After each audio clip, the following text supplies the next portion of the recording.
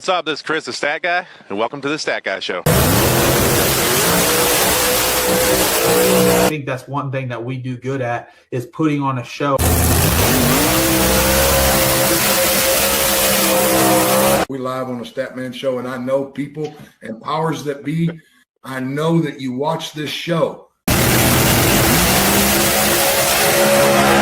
If Donald Long wants to dust some of that Cheeto dust off and buy him a car and put Stevie Fast in it, I'm all for it.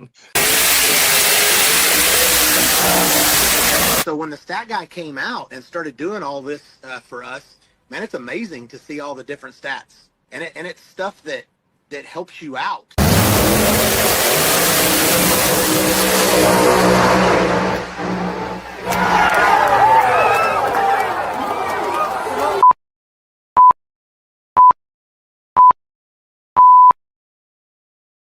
What is up? Welcome to the Stat Guy Show, episode number 83. Joining me tonight is your current points leader in the Outlaw 32 Championship and the most recent event winner, Mr. Scott Taylor. How's it going, man? What's up, guys? How y'all doing? Good, buddy. How's it going? So, looks like you're at a track. What are you testing? Getting ready for this weekend? Yeah. Let's see here. Let's turn this thing around. So we got John Doe set up on ProCharger, ready to roll, but the weather's not cooperating right now.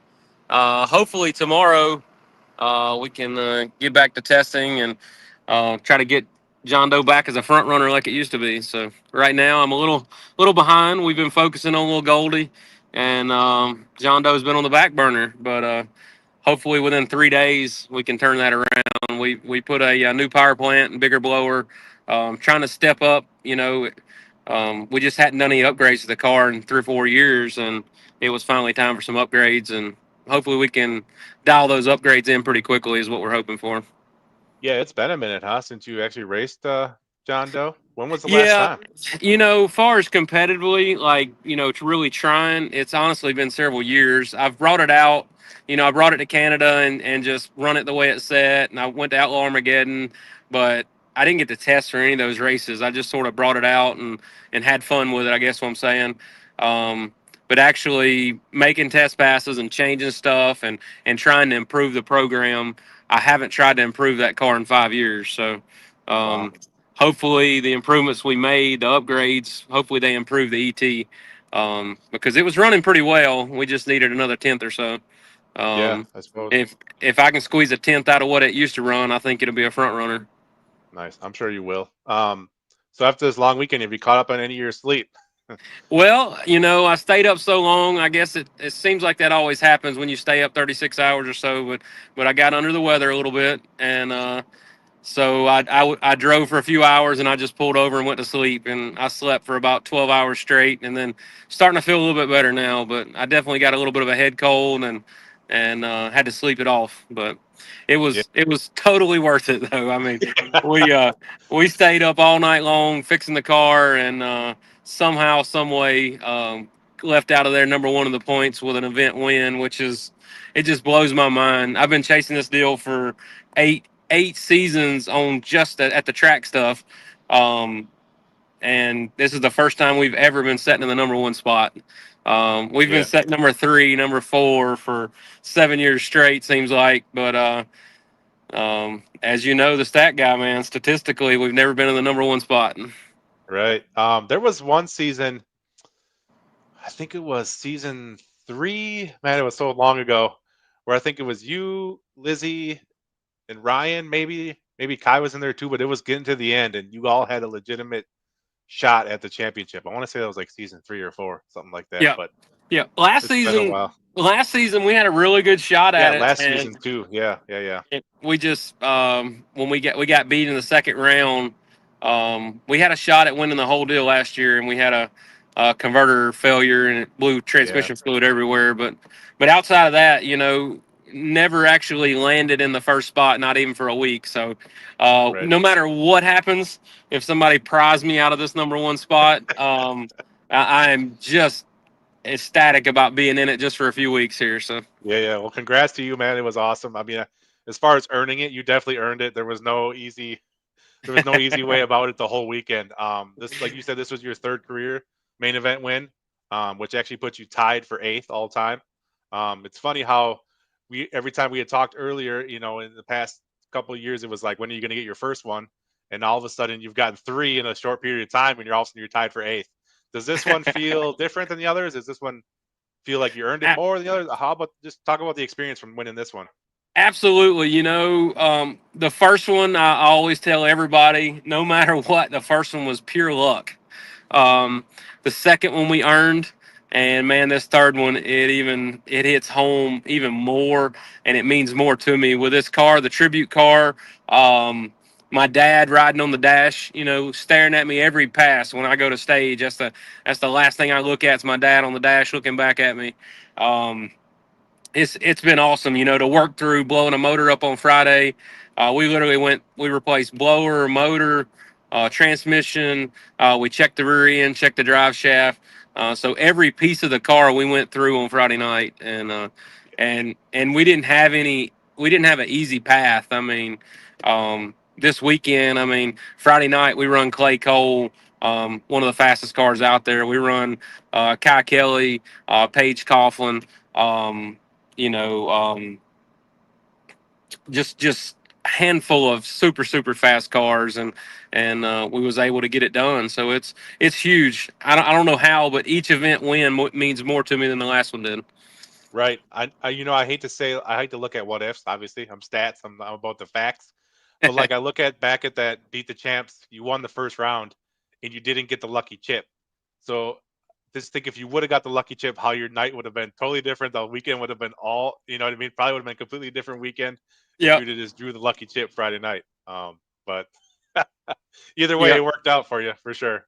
Yep, Uh, absolutely. You never know what would have happened. The pass against Cole Pez at the end of the night, to land us in another final, is where we blew it up. So if we would have drew the chip, we would have blew up, against somebody first round. Uh, if we wouldn't have run Cole Pez, we would have blew up first round on Saturday, and then we wouldn't have won the event at all. So, right. thankfully, they came to me and asked me to run that because I already had the car and the trailer and everything. Oh, And really? yeah, because the rain was coming, and they was like, "Hey, do you want to run it?" And I'm like, "Absolutely," because obviously I want to win the money. So, Yeah. we had a hot rod and it was running good, and honestly, I was a little bummed out because we didn't draw the chip. You beat somebody like Clay Cole. You really want to race after that. You don't want to Yeah. win a race of that magnitude and then go park it. Yeah. Because Clay Cole is an absolute gangster. Yeah. Yeah. It's bad luck for him too, huh? He broke Friday night. He wasn't able to race Saturday. I didn't know that. I didn't know that. Yeah. Yep. Um, but hey, let's talk about Saturday. So you thrash all night. You got up to you didn't get any sleep, or little to no sleep. And you got your first round. You actually had to face Cole Pez again. In the first round on Saturday. What's your like? What are you expecting? Are you nervous at all going to that first pass of Saturday, knowing you just replaced a bunch of stuff, and you didn't get no test passes? You just got to go out there and do it. I was a little nervous. So I've been doing a lot of the tuning myself this year. Well, honestly, all the computer stuff I've been doing myself this season. But when I say that, I get a lot of help. To get me to this point, I've had a lot of help to learn the things I've learned. Um, Triangle Speed Shop, Steve Petty, and Jamie Miller, all those guys have helped me for years. But this year, I'm sort of doing it all on my own. And but the reason I say that is when I'm staging, I'm thinking, well, this is the MH6. I took MH7 out, so it's different. I'm thinking about, is the fueling right? Is the Yeah. timing right? Did I put enough power in it? Am I going to make it through the shake zone because it's a little hot out? So all these things are going through my mind. But to ask if I was nervous, absolutely. I was nervous if I got the tune-up right. The driving Yeah. part, I'm honestly I'm pretty hard to shake once I get in a race car. Right. But now that I'm tuning the car and driving, that's all I think about. That I make the right choices on the keyboard. Yeah, man. Yeah. So That's it's a tough. lot going on in my head. My Yeah. head is. I'm not Yeah. nearly smart enough to be doing all of it at the same time. Well, you got past Cole in the first round, and then you drew the bye in the second round. So there was a bye from pretty much every round on. I heard you say on the live feed that you wanted the bye. Then you were happy you got the bye in the second round. What was the reasoning? What did you have to get done? Normally, I always want to buy towards the end. If I'm going to get one, I Right. want to earn. I want to earn it like at 3 or 5. You know, Mhm. those are the critical times to get it because you can get your car cooler and they run a little better cool. You know, so those are Yeah. critical times to get it. But the reason I wanted to get it is we had a little bit of transmission issues on pass one. Oh. And so I stuck another transmission in. We only had like 35 minutes to get it done. So I stuck another transmission in. And when you change transmissions, you really don't know exactly what it's going to do. So it was a good time for me to really step on it and make sure it was going to do what I wanted it to do. Mhm. So, but it did fantastic. Like it went right back to where I needed it to be. And so that was a perfect time to get a buy. It made me feel easy about going back up there and stepping on it. Yeah, and then so then round 3, you could no longer get the bye anymore for the rest of the race, but you drew Paige. She's been really consistent and fast this year. Do you ever do you ever think about your opponent? Does who you're racing ever come into mind, or is it just are you racing the track? I'd like to say I race the track, and that's my motto. Like I always race the track, but um, if you've raced somebody recently, you have to let it, in my mind, I have to sort of size them up and say, well, last time it was a fender ahead of me or a fender behind me. Or so, yes, I'm not supposed to, by my own rules, I'm not supposed to. But yes, I start sizing them up and trying to figure out what kind of tune up I want to go at it. Do I want to be risky? I try to look at the track and say maximum what it'll take. And then if there's any room, I try to back off just a little in that certain area on the racetrack. And so I unfortunately, yes, I definitely think about the opponent a little bit. And Yeah, and Paige Coughlin is fast, so I mean, yeah, I yeah, knew and I I'm couldn't just leave anything on the table and outrun her. right, and I'm sure you thought about your next opponent in the semifinals, which was Kai. Woo! Kai was rolling that day, and Mhm. that was one hell of a race. Watching it on the live feed, like you could barely tell you won, but I was like, God, if I could see the slow mo of that at the end, man, that had to be an extremely close race. Yep. Kai's quick on the light. He has a fast car. Uh, you had mentioned I saw in the live feed earlier. You had mentioned about putting delay box in. Is that one of those races where you don't want to put the delay in because you want to For try to sure, for get a sure. perfect So light? I let my team vote on it. Um, so I picked Kai early this season to win several races, and he will. Don't think he won't. He hasn't won a main event yet, but you can write it down. Kai's going to win a main event. You just write it down. Yeah, I can't tell you which one because I would have went with Virginia, and Murder Nova got that one, yeah, which he had a catastrophic failure there, but I had Kai picked for Virginia for sure. yeah, But even going into that race, I told everybody Kai's the fastest car on the property. I felt like he was 100th faster than me, and we just kept pecking at that keyboard, and somehow we ended up 100th or two faster than him. So yeah. it It was a hell of a it race. was I mean, anybody in the world could argue it, or you can't even really argue it. He's been the fastest still body car in the world, and Yeah, uh, and for us yep. to outrun him, heads up, square race, no engine failures, no spinning, no getting loose.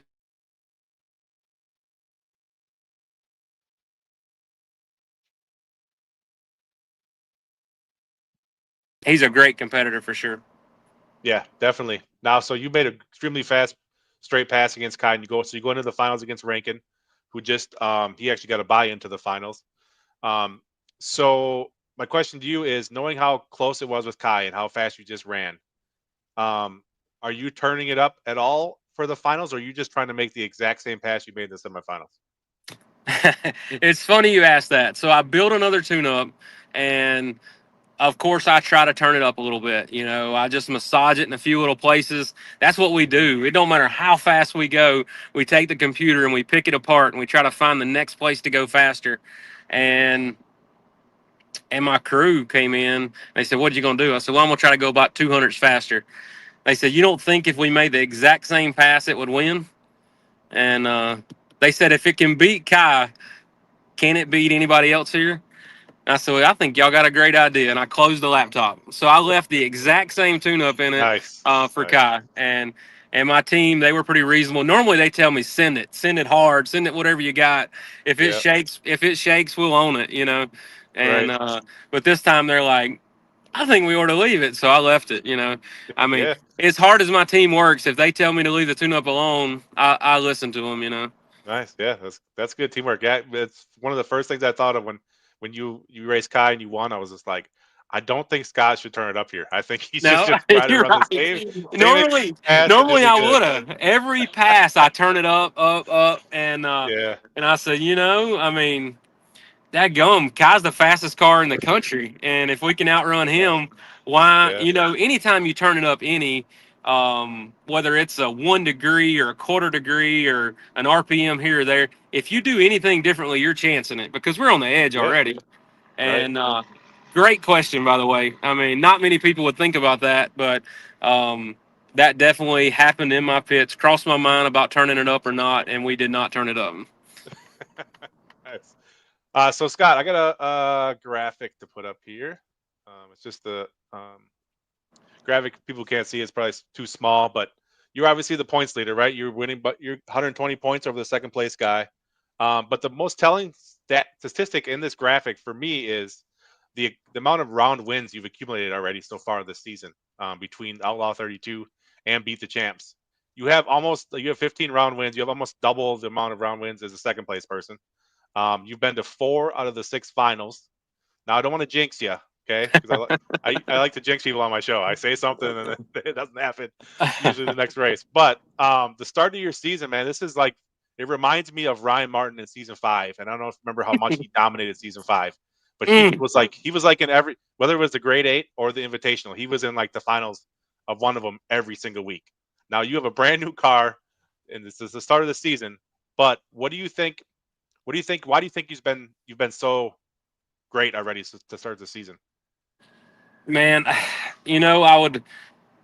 don't have a good answer for it except, bad habits built me a killer car, and the we didn't necessarily get to test this car a lot, but we put in a ton of work in the off season. The Drag Illustrated, the Winter Series, I think the work that we put in over at that series directly paid off for us with Little Goldie, because I took Yeah. a lot of what I learned over there, and I went to the chassis shop and I set the car up from scratch. It was a brand new car.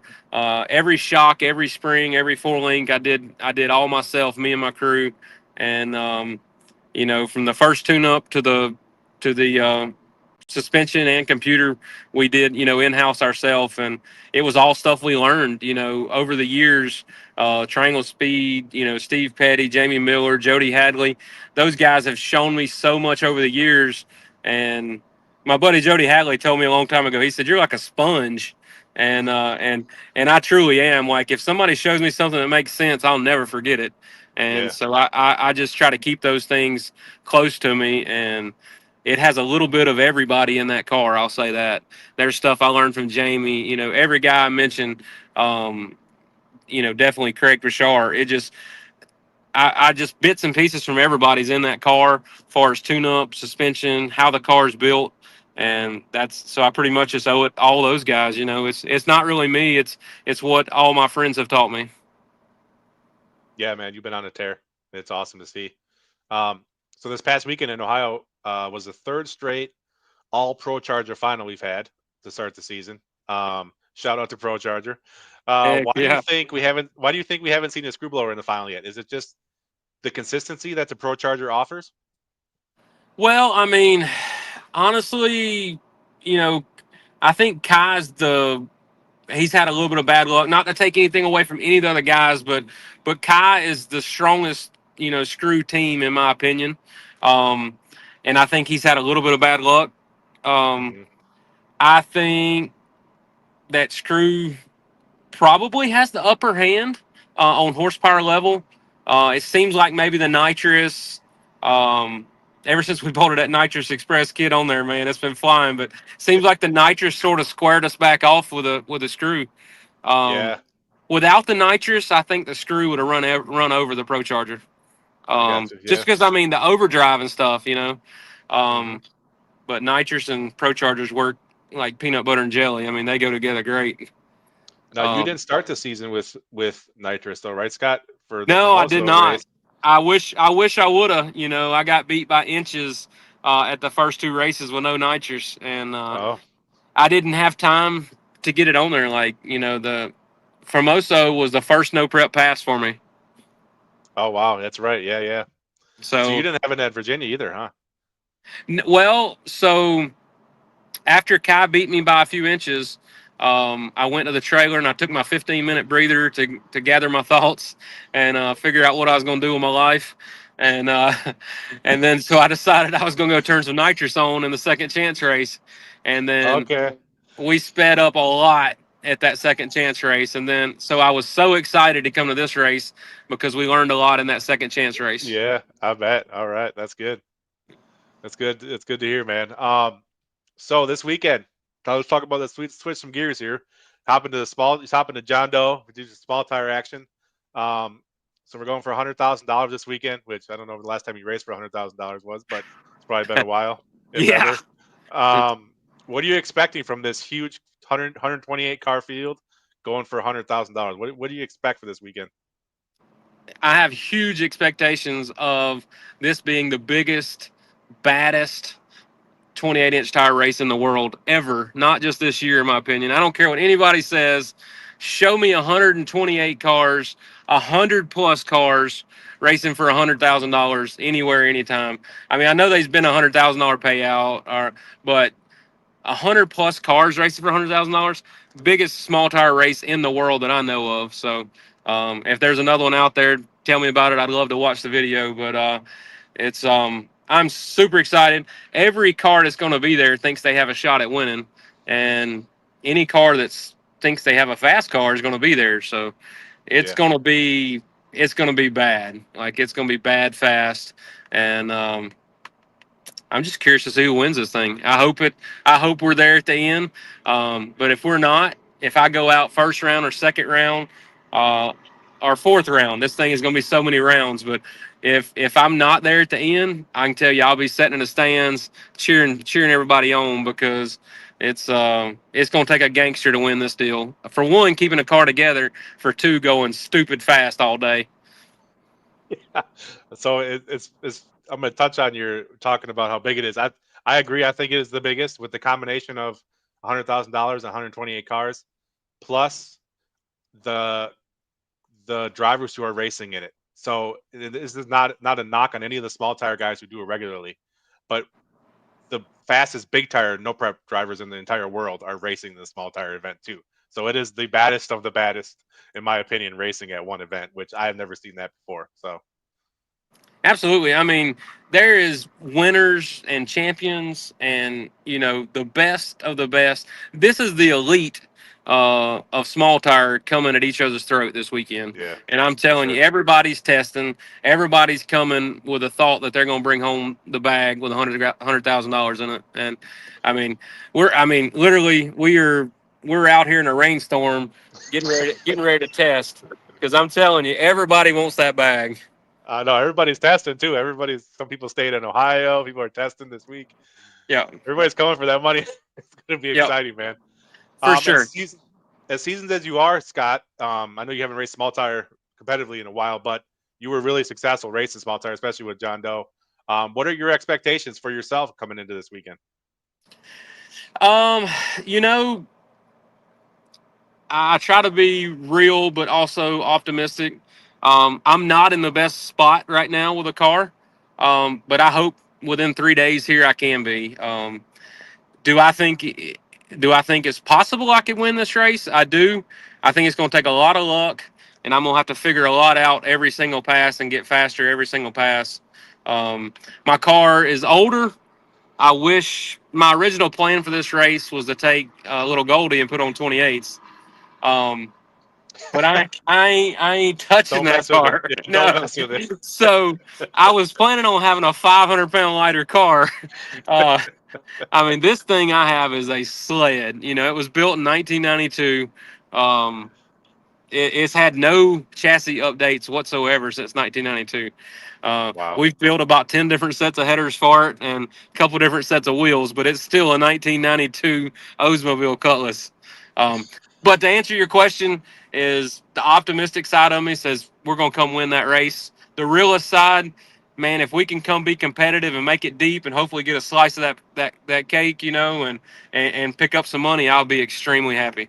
Yes. So I saw today that Daniel from Triangle is competing in it. And we Yep. all know he has a badass small tire. He's one of the fastest small tire guys out there. Now, will you guys team up? Will you share information, share data? And do you think Absolutely. that's going to be a big advantage for other people who are there with their teammates and stuff like that? Absolutely, and I wish I could team up with somebody like that for big tire deal. I don't have any of the data to look at, so I used to have Bobby's data to look at because I was always tuning Bobby's car, and I could Yeah. tell how the track was. If he went first or I went first. Sometimes I would, if I would go down the racetrack and I didn't like it, I would take the golf cart or scooter back to his car as soon as I could in the staging lanes and go change his tune up according to what my car did. And we're going to do that definitely with a small tire deal. The Slimer with Triangle Speed has always been a fast car, but he purchased the Hemi out of John Doe, and so he Oh, has twin turbo Hemi in it coming this race. So, just think that car had an LS motor in it last time it was out. yeah, that's crazy. The So car's crazy fast. yeah, so he got the motor he bought for me is going to be as good as it gets with turbos on it. With ProCharger, the motor I put in there makes a little more power, but the Hemi he bought with twin turbos will make more power than he can ever use. Yeah. So let's talk about the racing. There's going to be 7 rounds of racing. Looking like for round one, probably Friday night. That's 64 races, 64 pairs going down, and then it'll be another 63 total on Saturday through all the rounds. What is it going to take to win this whole thing? I mean, this is 7 rounds of racing. It's going to be, who knows what time in the morning you're going to be racing, or at nighttime, and the weather conditions and everything. Is it just going to be literally like one round at a time, especially Absolutely, that first one? and not going crazy with a tune-up because this is where you're definitely gonna have to size your opponents up. You're gonna have to do Yeah. your homework to know how fast everybody is, because if you hurt the motor 1 through 6 passes, you're not gonna be there for 7th. It's gonna be a fast-paced race. There's gonna be no time to fix motors and things like that. So you're gonna have a great tune-up. You ain't gonna be able to hurt the car any. Um, it's gonna be like going to war and picking your battles each round. Yeah, yeah, it's going to be crazy. Would you say it's safe to say whoever wins this is probably should be considered the baddest small tire no prep racer in the world? Absolutely, absolutely. For now, whether it be luck, um, being the fastest on that particular day, whatever it takes, ever who wins this is the king of no prep for this year. Nice. Yeah, I agree, man. It's going to be great. I do have a stat for you, Scott. I don't know if you knew this, but did you know that your 15-round wins to start this season through the first 3 races is more than anyone in the history of speed promotions to start their first 3 races? So you won more than anybody else has won in the first 3 races of the season. Really, Yep. that's crazy. Yep. And you didn't even you still haven't completed the final from Famoso yet for Beat the Champs. So that's one more round there. But man, you've been on a tear doing 15 rounds and 3 races. You've had a lot of hits on that car already to start the For season. sure, And for sure. that's a good thing though.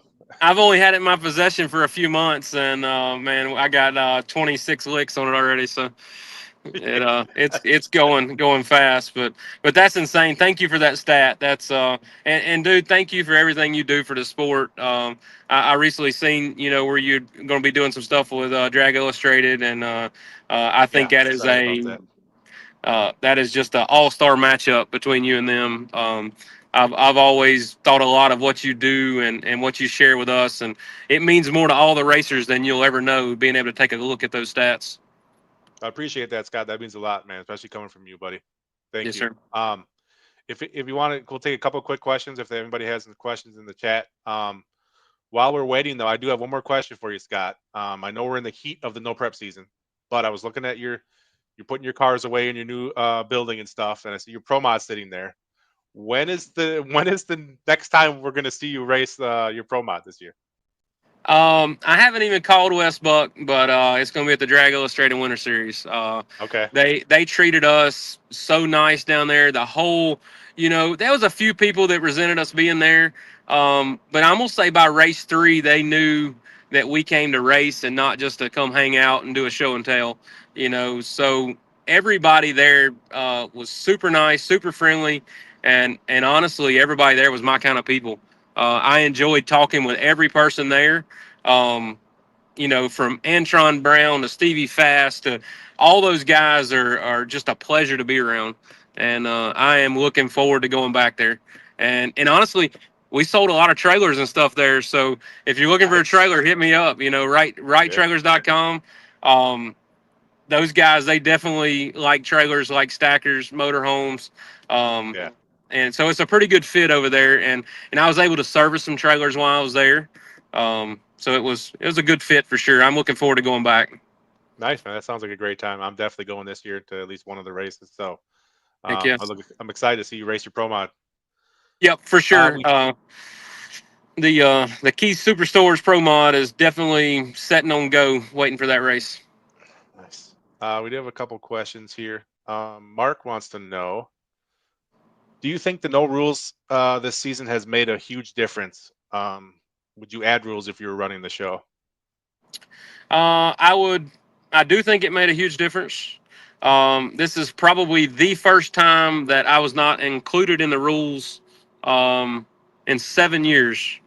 Oh, wow. I had no part in the rule making. Not to knock the guys that made the rules, but I would have absolutely did them differently. I think some of them are in my favor right now with some of the weight rules and whatnot. But I tried to always look outside of what my program was and try to make it to where it was an equal playing field for everybody. When I was ProCharger, I can tell you I wasn't the guy that was trying to get ProCharger a break. I was worried about nitrous and twin turbo, and Right. I wanted to see parity. I've done Dirty South, No Prep Series, and all those things. And if you don't have parity, the cars are gone. And just like now, we have one nitrous car, maybe one turbo car. I would, Yeah. if I was, I think it's the only turbo, huh? yeah, if I was doing the rules, I would do whatever it was in my power to have more nitrous and more twin turbo cars. Yeah, I hear you, I'm, man. You kind of cut yourself off from other people joining or people staying in it, like you said. Yep. And like I say, I'm not knocking the rule guys, but I would have personally done it a little bit different. I would have definitely had a weight cap. Maybe it wouldn't have been the simplifying the rules is cool. But maybe I would have did just a singular number for the weight so that people just couldn't get crazy light. Mm-hmm. Yeah. Well, it's been competitive as heck. I think there's been 3 different winners now this year so far. So it's been For a sure. good start to the year. The points are good. Everybody's moving up and down the point standings. Hopefully, for your sake, you stay up above there for the rest of the season and win your first championship. But there's a lot going on before then, so you just gotta stay consistent, Scott.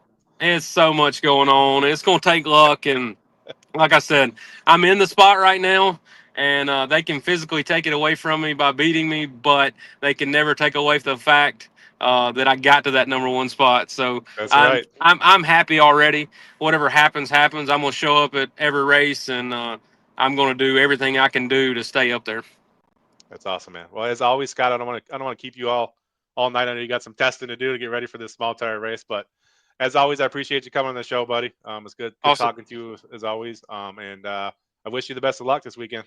Thank you, man. I appreciate it. And look, guys, if y'all hadn't already, get your tickets to thefote.com. Come see us, Bowling Green, Kentucky.